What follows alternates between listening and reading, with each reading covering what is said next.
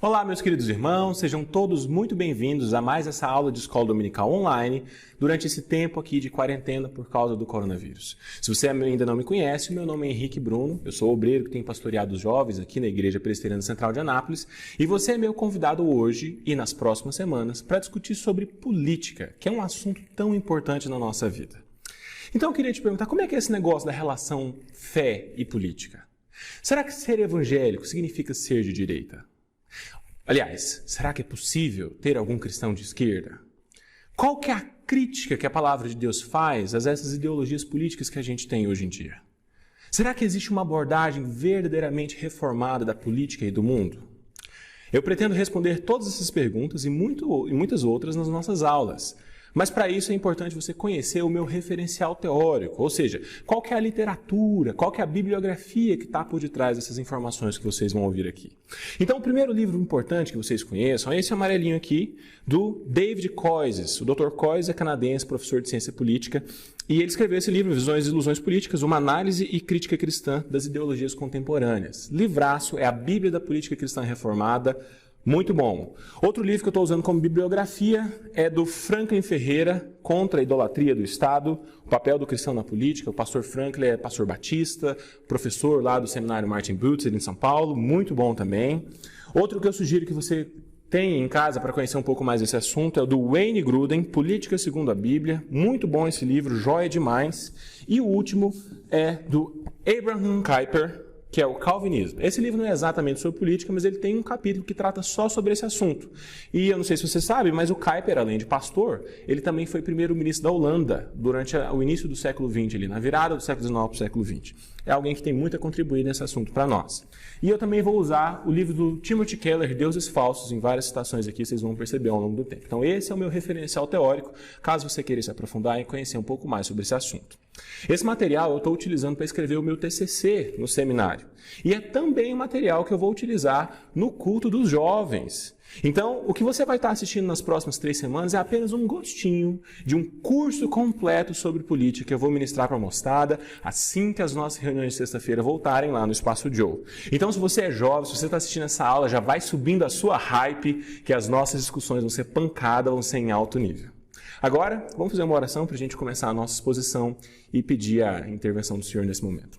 Senhor Deus, em nome de Jesus, nos abençoe, fale ao coração de cada um daqueles que estiver nos assistindo, que de fato, meu Pai, a palavra do Senhor e os grandes expoentes da política cristã possam iluminar a nossa mente e acender o nosso coração para a glória de Ti mesmo, em nome de Jesus.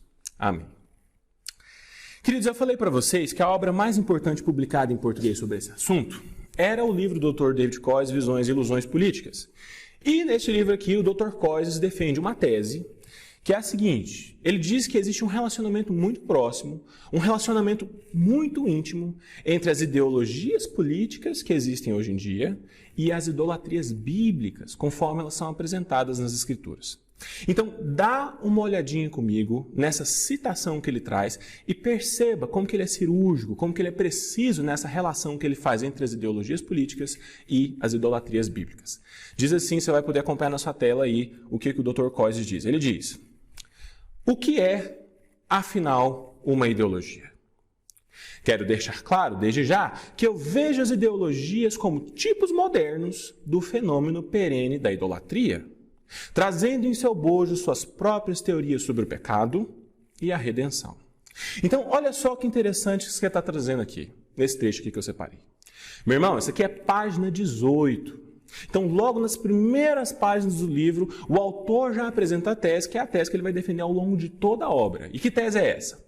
A tese é a de que toda ideologia política que existe, seja qual for, conservadorismo, socialismo, nacionalismo, social-democracia, não interessa. Toda ideologia política vai se comportar exatamente como uma religião. Ou seja, cada uma dessas ideologias vai ter exatamente os mesmos elementos, os mesmos pressupostos, os mesmos objetivos e até mesmo as mesmas características que uma religião convencional, que uma religião tradicional. Então, logo de cara, o autor já propõe uma espécie de equivalência entre ideologia política e religião política. Mas como é que a gente sabe disso? Com que base ele faz uma afirmação significativa como essas? Queridos, a origem dessa afirmação está no fato de que o homem é um ser essencialmente religioso. Existe uma tendência natural no coração do homem de criar ídolos para si, de fabricar ídolos ao seu redor. É isso que os nossos pais fundadores, os grandes reformadores do passado, chamavam de semen religiones, a semente da religião no coração do homem. Ou então de sensus divinitatis, que é aquela percepção do divino que o homem carrega dentro de si. É aquela noção de que existe algo maior pelo qual a gente deva morrer e viver. Então perceba, queridos, o ser humano é um ser religioso. E não existe a menor possibilidade do seu coração bater sem cultuar alguma coisa. Então, de duas uma, ou seu coração servirá ao Deus verdadeiro que foi revelado nas Escrituras, ou ele servirá a alguma falsificação criada pelo homem. E aí o Dr. Coyes continua na sequência do texto, descrevendo a semelhança que existe entre uma ideologia política e as idolatrias do coração. Acompanhe comigo na sua tela o que ele diz. Ele diz o seguinte: como as idolatrias bíblicas, cada ideologia se fundamenta no ato de isolar um elemento da realidade criada, elevando-o acima do resto da criação. Então ele pega alguma coisa, alguma percepção da realidade, algum elemento do dia a dia e coloca essa coisa acima da barreira que separa o resto da criação. Ele divinifica esse elemento. E aí ele continua. A ideologia também se fundamenta no pressuposto de que esse ídolo, essa coisa que passou a barreira da criação, tem a capacidade de nos salvar de um mal real ou imaginário que há no mundo. Então, o que ele está dizendo aqui, meus irmãos? Qual que é a mensagem que o Dr. Coyes quer passar? Ele está dizendo que o processo da idolatria ele é muito simples. Em primeiro lugar, o grupo político isola um elemento da realidade criada para ficar acima de todo o resto e ser o crivo de todas as coisas. Na teologia, a gente chama isso de absolutização. Então, tudo é explicado agora a partir de um grande problema que é o causador dos males da sociedade e, consequentemente, também de uma grande solução que vai resolver tudo. Então, o pessoal pega a questão da liberdade. Não, porque o que importa é o livre mercado. O livre mercado vai resolver tudo. Se o dia que o Brasil tiver livre mercado, as pessoas vão poder fazer livres trocas, os produtos vão custar mais barato, as pessoas vão ter acesso a mais empregos, os salários vão subir e aí vai resolver os problemas do país. Ou então ele pega um elemento da justiça social. Não, porque o dia que o Brasil tiver justiça social, entendeu? E ele pega esse elemento é deificado. E aí ele se torna a grande coisa que vai resolver os nossos problemas. E é assim que funciona o processo da idolatria na política. E aqui eu quero fazer uma paráfrase do pensamento do Dr. Albert Walters, que ele diz o seguinte: na visão bíblica das coisas, na visão cristã da vida e do mundo, o principal problema de todas as coisas é o pecado. E, consequentemente, a solução é Deus e a sua graça. Só que quando a gente vai para o cenário da política, a visão política das coisas é o seguinte: as pessoas escolhem algo como principal problema do mundo, que não é o pecado, e, consequentemente, elas também escolhem algo além de Deus para ser o remédio. Então, você acaba demonizando algo que não pode ser completamente mal e você transforma em ídolo algo que não pode ser o bem supremo. Então, você está percebendo a sofisticação do raciocínio? Vamos dar uma aprofundada nisso daqui. Toda ideologia política pega algo bom, algo virtuoso. É legítimo esse desejo de que as desigualdades sociais sejam amenizadas. É legítimo o desejo pela liberdade de troca somente. Então, se ele pega algo bom e virtuoso e transforma no elemento que vai solucionar todos os problemas da vida do homem. E não somente isso. Se você continuar investigando, você vai perceber que todos os elementos de uma religião convencional estão presentes em uma ideologia política. Pecado, redenção, redentor, sacrifícios, evangelismo, está tudo ali. Você vai encontrar todos esses elementos lá. Quer ver só? Dá uma olhadinha comigo. Vê se não é exatamente assim que acontece. Vamos por um momento aqui analisar o exemplo do marxismo e de todos os grupos políticos que surgiram a partir da teoria marxista do mundo. E lembrando aqui, inclusive, que o marxismo é apenas um exemplo, mas esse processo ele se repete exatamente da mesma forma em todas as ideologias políticas que existem no mundo, ainda que com elementos diferentes. Então, todas as ideologias políticas vão ter esses elementos de religião, de pecado, de queda, de redenção. A gente está usando aqui o marxismo apenas como um dos exemplos, mas eles se repetem em todas elas, tá bom? Só para deixar claro. Então, vamos analisar um pouquinho o marxismo. Na perspectiva do marxismo, o motor que movimenta a história são as relações socioeconômicas, ou seja, as relações sociais entre os homens e as relações econômicas. E essas relações sociais e econômicas são caracterizadas pela luta de classes. Então, como é que funciona esse processo de luta de classe que é tão característico do pensamento marxista? Basicamente é o seguinte, queridos. A luta de classe é aquela ideia de que um determinado grupo detém o poder. Então, esse poder pode ser político, pode ser poder cultural, pode ser poder econômico. E esse grupo que detém o poder, ele usa desse poder para oprimir aqueles que não têm. E o objetivo dele é que as coisas permaneçam como são. Então, essa é a visão marxista de todas as coisas. Agora, você perceba. Já nesse comecinho de conversa aqui sobre o marxismo, a gente já começa a identificar qual que é o elemento de queda, qual que é o elemento de pecado que está por detrás da teoria marxista. A gente já consegue perceber, logo de cara, que os responsáveis pela miséria, os responsáveis pela opressão, os responsáveis pela instabilidade das relações humanas são a desigualdade social e a consequente luta de classe. Então a gente consegue identificar o elemento de queda que está causando o distúrbio das relações humanas. Mas e quanto ao elemento de redenção? Tem redenção no marxismo? Tem redenção, sim. Qual que é a redenção, a salvação que o marxista espera para a sociedade? A redenção para o marxista é aquele momento histórico onde não mais haverá luta de classes. Ou seja, é aquele momento em que todas as pessoas serão iguais nas suas desigualdades. E é aqui que entra aquela palavrinha bonita que eles gostam muito de usar, chamada equidade. Porque todo mundo vai ter acesso a boa educação, a saúde de qualidade, todos vão ter acesso a boas oportunidades e vai ser um grande céu aqui na Terra quando tudo isso acontecer. Mas perceba, nós estamos fazendo uma análise religiosa do pensamento marxista. E eu estou dizendo para você que tem elemento de criação, de queda, de redenção. E eu queria te perguntar, será que tem a figura do Redentor também? É claro que tem. Eu não estou falando para você que todas as ideologias políticas se comportam como uma espécie de religião. Então, você não precisa ser um grande especialista em ciência política para perceber quem é que vai cumprir esse papel de redentor nas ideologias que têm afinidade com o marxismo. Você consegue adivinhar quem que é o grande salvador, o grande resgatador na visão política marxista de mundo? Você consegue adivinhar quem é que vai ser o responsável por acabar com a desigualdade, com as injustiças sociais? Quem é que vai ser o agente que vai interferir na vida das pessoas para regular as relações sociais?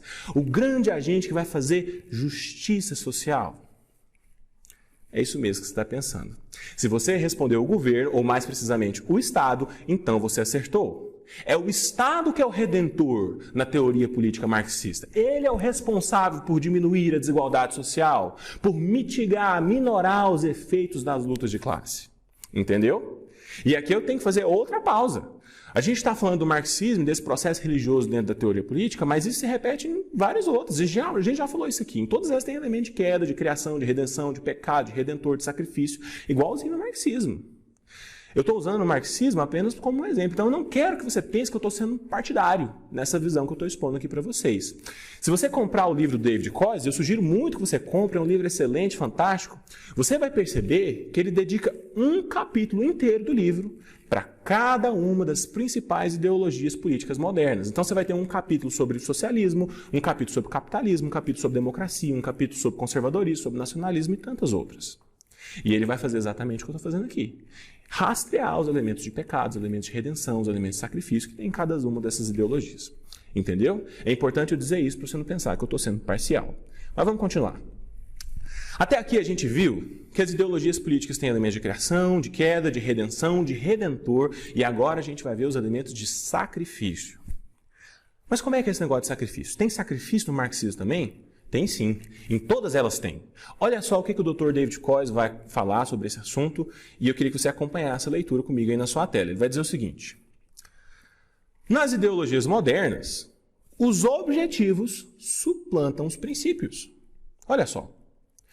O adepto de uma ideologia é possuído por um fim. Nessa ótica, a justiça é vista como um ideal escondido no momento, no futuro. Pouco importa qual seja a nossa escolha aqui e agora, desde que ela sirva àquele propósito último. Podemos tranquilamente abrir mão dessas questões imediatas de justiça desde que os meios que nós usarmos agora sirvam para produzir um amanhã melhor. Ao passo que os cristãos creem que o sangue derramado do Senhor Jesus é o sacrifício pelos nossos pecados, as ideologias oferecem uma outra fonte de salvação e que muitas vezes também exige sacrifícios cruentos.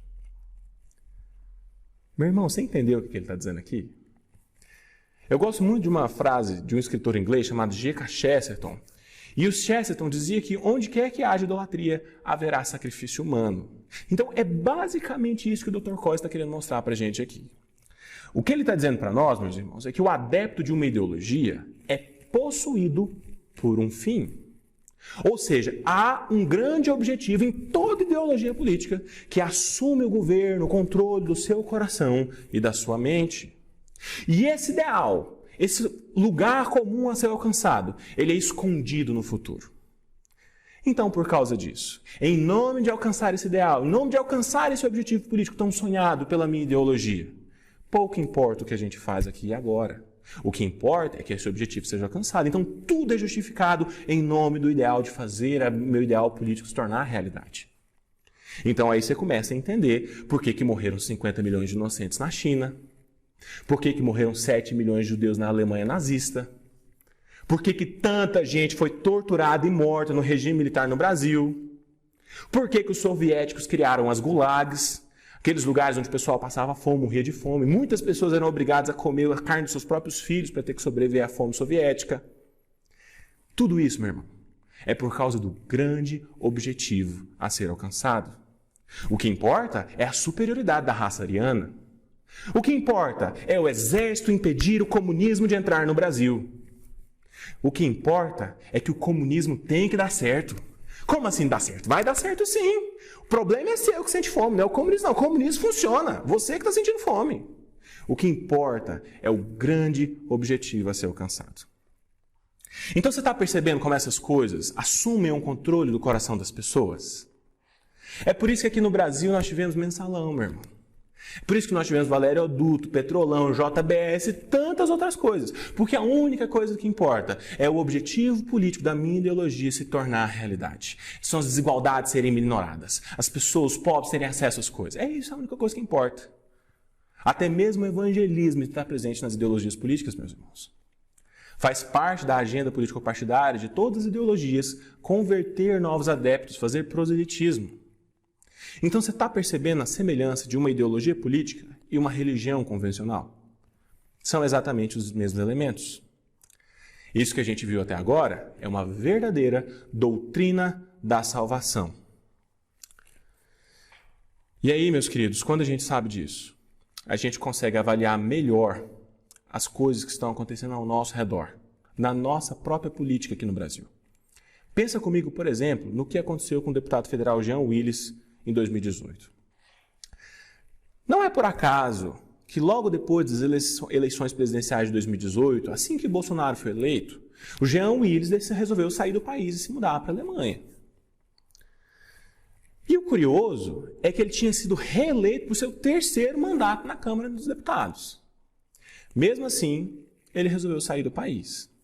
É claro que quando ele foi explicar o motivo dele ter saído do país, ele deu uma justificativa elaborada, alegando uma possível ameaça de morte, coisas do gênero. Mas ele mesmo admitiu, em uma reportagem que você pode encontrar no Correio Brasiliense, que a sua atitude de sair do Brasil também era uma forma de resistência. Reações extremas como essa, querido, ao ponto do meu adversário ganhar a corrida presidencial e eu vou sair do país. Isso é característico de idolatria. Olha só o que o Dr. Tim Keller vai falar sobre isso. Isso aqui é para ficar bem claro que quem está falando isso não sou eu, é o Tim Keller. Acompanha comigo a leitura aí. Olha só o que o Tim Keller vai falar. Abre aspas. A idolatria é a razão por que tanta gente reage às tendências políticas de maneira tão extremada. Se um dos dois partidos ganha uma eleição, certa porcentagem do lado perdedor fala claramente em deixar o país. Parece que o Tim Keller estava no Brasil. Quando seus líderes políticos ficam fora do poder, o grupo perdedor experimenta uma espécie de morte. Acreditam que se a política deles ou seu pessoal não estiver no poder, tudo ruirá. Os oponentes nunca estão equivocados, não é que eles estão errados, mas são sempre maus. As crescentes polarizações e amarguras políticas são um sinal de que convertemos o ativismo político em uma forma de religião. Então você perceba, não é que nosso oponente está errado, não é que ele se equivocou a respeito da política econômica, porque ele é mau. Não tem como você ser cristão e apoiar tal candidato. Ou você é cristão ou você apoia tal candidato, porque ele é mau. E se você apoia tal candidato, você é mau como ele é. Não tem como você ser cristão e apoiar determinada ideologia. Porque se você é desse grupo ideológico, então você é mau. Não tem como, é maldade. Porque nós somos o bem e eles são os maus. Percebeu os elementos de religiosidade, idolatria que estão presentes no universo da política? Isso é muito característico. Que loucura, meus irmãos.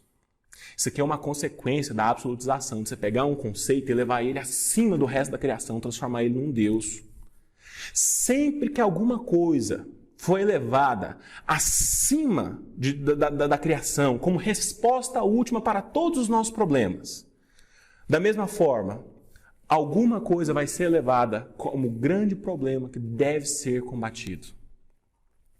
E aí, querido, essa antítese funciona naquele velho conhecido esquema do bem contra o mal, de luz contra as trevas, de nós contra eles, que é tão comum na nossa política hoje em dia. Não é verdade? Essas polarizações infantis que dominam o nosso país. E isso tudo vai ter consequência na vida das pessoas. Olha só o que o Dr. Tim Keller vai falar sobre isso ainda, trazendo mais uma citação dele. Abre aspas. Isso explica os constantes ciclos políticos de esperanças exageradas e desilusão. O discurso político cada vez mais tóxico e o medo e o desespero desproporcionais quando um partido político de um indivíduo perde o poder. Meu irmão, você entendeu o que ele falou aqui? Ele está dizendo que todas as vezes que a política assumiu o controle do nosso coração, todas as vezes que as ideologias políticas assumirem o controle da nossa mente e se transformarem em um ídolo na nossa vida, a gente vai ficar preso em um ciclo. E qual é o ciclo que o Dr. Tim Keller está apresentando aqui para a gente? É um ciclo de uma expectativa exagerada e, consequentemente, de uma desilusão cósmica.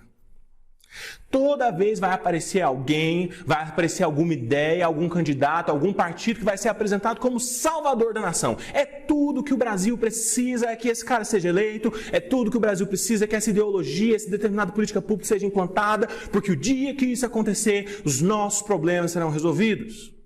Mas quando acontece, a consequência sempre é desilusão cósmica. E as pessoas são incapazes de perceber isso. Isso acontece ano após ano, as pessoas não conseguem ver. E aí as pessoas começam a entrar numa paranoia. Porque as pessoas começam a dizer, o dia que o livre mercado foi implantado no Brasil, então as coisas vão ser diferentes nesse país. Porque aí não vamos ter impostos baixos, vão ter mais empresas, as pessoas vão poder ter mais dinheiro, vão poder comprar as coisas mais barato, então aí as pessoas vão melhorar de vida. Ou se você pegar o outro lado, as pessoas vão falar, o dia que o Brasil tiver uma social-democracia igual a do Reino da Suécia, então as coisas vão ser resolvidas no Brasil, porque as pessoas vão ter acesso à educação, elas vão ter saúde de qualidade, os lixeiros vão ganhar 10 mil reais e tudo vai ficar uma beleza. Ou então o outro vai falar assim, o dia que a monarquia for restaurada no Brasil, o imperador vai resolver todas as coisas. Meu irmão, eu tenho uma triste notícia para te dar.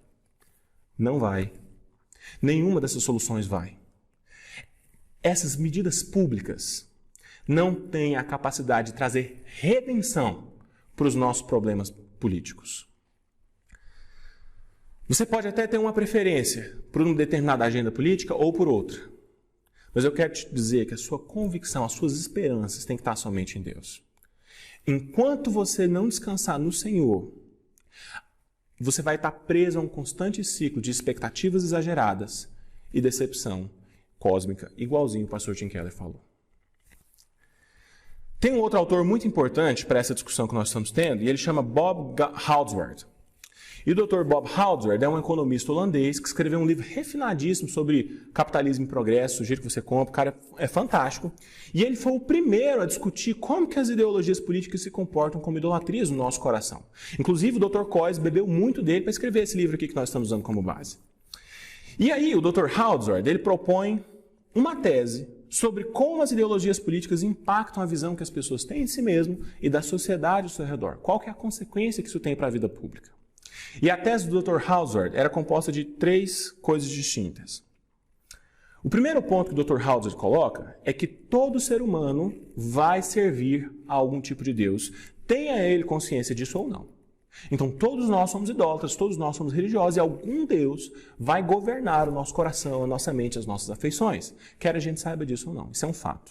Essa é a primeira tese dele. A segunda que ele apresenta é baseada no Salmo 135. E é a seguinte, que o salmista, no Salmo 135, diz que nós nos tornamos semelhantes, nós nos tornamos parecidos com o Deus que a gente adora. Então é disso aqui que o Dr. Hauser está falando, porque ele diz que todo aquele que é idólatra de uma ideologia política será transformado à imagem da ideologia que ele serve. Isso significa que todas as suas posições, sobre tudo, tudo mesmo, serão escravizados pela sua agenda política. O que você pensa sobre aborto, o que você pensa sobre drogas, o que você pensa sobre economia, como você vê a história do seu país, os amigos que você tem, as pessoas com quem você anda, as músicas que você escuta, a maneira como você estiver, até o relacionamento entre homem e mulher serão impactados pela sua ideologia política, porque você se torna a imagem do Deus que você adora. E a terceira tese do Dr. Hauser é que os indivíduos transformam a sociedade e as suas estruturas à imagem de si mesmo. Então perceba como é o ciclo. Todo indivíduo serve a algum tipo de Deus, ele é transformado à imagem do Deus que ele adora, e agora ele transforma a sociedade ao seu redor à sua própria imagem. De maneira que as suas leis, os seus padrões, os seus mecanismos, a maneira como as coisas são organizadas, são orientadas de acordo com os seus deuses. Isso significa, meus irmãos, que qualquer sociedade que não tenha Deus e o verdadeiro Evangelho como referencial para suas políticas públicas vai ser uma sociedade reducionista. E ela vai acabar reproduzindo nas suas estruturas um tipo de injustiça que é próprio da sua idolatria. E por que isso acontece? Porque toda visão política de mundo, toda ideologia política, ela é limitada. Toda ideologia política consegue tocar a verdade por um determinado ponto de vista. Eles acertam, mas eles erram por outros. Eles não conseguem perceber os elementos de verdade que estão presentes nas outras ideologias políticas. E aí olha só o que o Dr. Bob Hauser vai falar no seu livro Eye for the Overdeveloped West, esse que está aparecendo aí na sua tela. Olha só o que ele vai falar. Lê comigo aí. Se por um lado as pessoas amam a Deus e procuram fazer a sua vontade, as estruturas que ordenam a sua vida comunitária serão um reflexo disso. Simples, né? Se você ama a Deus, você teme ao Senhor, você vai ser um bom motorista, você vai ser um bom funcionário público, as coisas vão funcionar direitinho, não vai ter corrupção, a vida em sociedade vai ser estruturada em função do Deus que você serve. É isso que ele está dizendo. Por outro lado, se os seus membros amam coisa como riqueza material, negócio é o capitalismo, direitos individuais, não, meu negócio é liberdade. Ou então o Estado poderoso, não, é o Estado que vai ser o redentor de todas as coisas. É esse amor que permeará e afetará o bem-estar da comunidade. Se os seus corações buscarem descanso em coisas que não trazem descanso de fato, a contínua falta de sossego irá se refletir nas políticas públicas, nas instituições públicas e sociais. Em suma, o culto aos ídolos tem consequências práticas na vida comum dos membros de uma comunidade.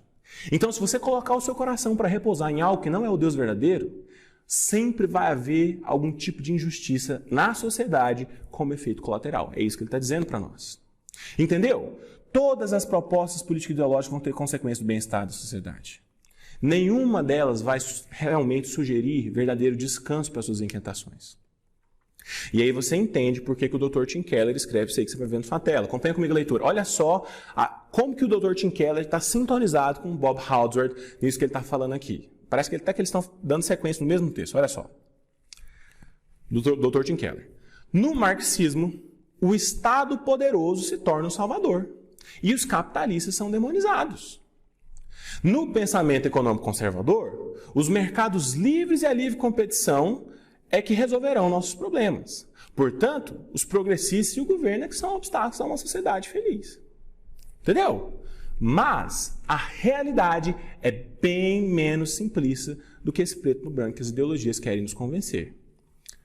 Estruturas tributárias muito progressistas, ou seja, impostos muito altos, igual a esquerda geralmente gosta, pode produzir um tipo de injustiça em que as pessoas que trabalham duro ficam sem recompensas e são penalizadas por impostos altos. Popularmente conhecido como Brasil, né? As pessoas ralam, trabalham demais aqui e não conseguem comprar um carro porque é muito caro. Tem imposto demais, imposto sobre imposto, sobre imposto, sobre imposto.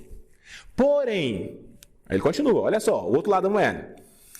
Uma sociedade de impostos baixos e poucos benefícios produz um tipo diferente de injustiça, em que filhos de famílias com condições de pagar um bom plano de saúde e uma educação de elite têm oportunidades imensamente melhores do que aqueles que não têm. Estados Unidos. Não adianta você pensar que um jovem negro que nasceu na periferia do Brooklyn tem as mesmas condições de qualidade de vida que um cara que morou em Malibu, que tem acesso a melhores educação, a melhor saúde, a melhor tudo na vida. Não tem como esses dois competirem em pé de igualdade. São realidades totalmente diferentes. Então produz um tipo diferente de injustiça, mas a injustiça continua lá. Percebeu? Nenhuma ideologia política, meu irmão, é capaz de retratar a realidade como ela é. Existe elemento de verdade em todas as ideologias políticas. E como consequência, nenhuma ideologia política é capaz de fornecer uma solução que verdadeiramente resolva os nossos problemas. É por isso que eu e você não podemos ficar presos a essas explicações limitadas da realidade, do tipo assim, não, eu sou de direita ou eu sou de esquerda. Porque isso, além de ser reducionista, limitado, também nos impede de ver as realidades, a verdade que está presente em todas as ideologias. E também nos impede de ver os elementos de idolatria que estão escravizando o nosso próprio coração. Todo aquele que é cativo por uma ideologia política, ele acaba se tornando um adorador idólatra. Ele se torna uma pessoa que, ao invés de colocar a esperança de salvação, de redenção em Deus, ele coloca em teorias feitas por mãos humanas. Na antiguidade, os ídolos feitos por mãos humanas eram feitos de madeira, de bronze e de tantos outros elementos. Mas isso é só um detalhe. Porque hoje em dia os verdadeiros ídolos feitos por mãos humanas são constituídos de políticas públicas e medidas econômicas. Aí você vai falar assim para mim assim, Henrique, mas eu não sou idólatra. Eu sou um crente de verdade. A minha fé no Senhor Jesus é sincera. E eu acredito em você, meu irmão. Mas você pode acabar se tornando uma espécie de enoteísta. Sabe o que é isso? No enoteísmo, é quando você cultua um Deus principal que está acima dos demais. Mas ainda assim você mantém altares menores, escondidos no seu coração de outros ídolos ali que estão dominando a sua vida. Que não são o Deus verdadeiro. Então a gente precisa sempre ter muito cuidado para saber se as nossas afeições, se o nosso mundo interior não foi capturado por alguma ideologia política. Como você com certeza percebeu, a aula de hoje não propôs nenhuma solução, ela foi para identificar o problema. Nós não apontamos nenhuma sugestão de como o problema pode ser resolvido, de como a gente tem que se comportar na política, mas isso foi de propósito. A ideia hoje, queridos, era tentar fazer a gente perceber esses elementos de idolatria que estão presentes em todas as ideologias políticas. Ou seria melhor dizer, religiões políticas. E eu também queria tentar te fazer perceber como que o nosso coração, em muitos momentos, tem sido devoto, cativo dessas idolatrias, dessas ideologias em muitos momentos. Vamos orar? Senhor Deus, muito obrigado, Pai, por essa aula maravilhosa. Bom demais estar aqui ministrando a palavra do Senhor, ajudando meus irmãos a crescer intelectualmente. E o que eu te peço, Deus, é que o Senhor nos ajude a sermos melhores, meu Pai, do ponto de vista político. A saber discernir os erros e acertos, as verdades e mentiras que estão por detrás de todas as ideologias. E, de fato, meu Pai, ter uma atuação cristã na esfera pública com fidelidade, em nome de Jesus. Meu querido irmão, nas próximas semanas tem mais. Então continue ligado aqui com a gente, tem mais 2 aulas sobre esse assunto e a gente vai tentar aprofundar um pouquinho mais. Muito obrigado por ter assistido até aqui e um grande abraço, que o Senhor Jesus te abençoe.